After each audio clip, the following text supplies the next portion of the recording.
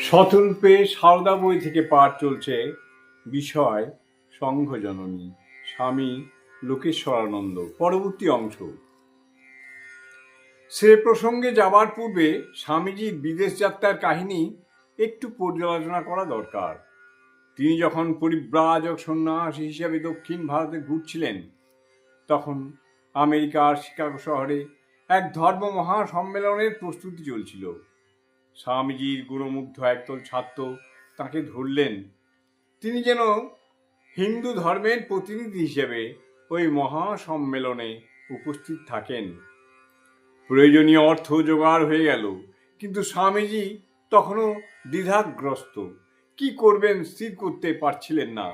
শেষে ভাবলেন, আচ্ছা, শ্রী মা তো ঠাকুরেরই অংশস্বরূপিণী, তাকে একখানি পত্র লিখলে হয় না?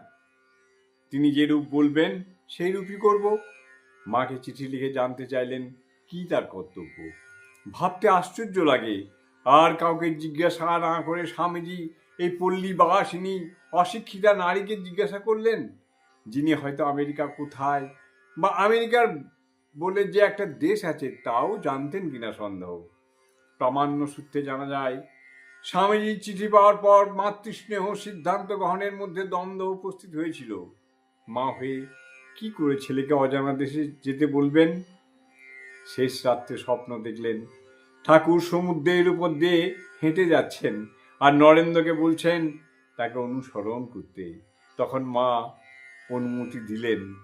অনুমতি পেয়ে স্বামীজি উচ্ছ্বসিত হয়ে বললেন, আহ, এতক্ষণে সব ঠিক হলো, মার ইচ্ছা আমি যাই।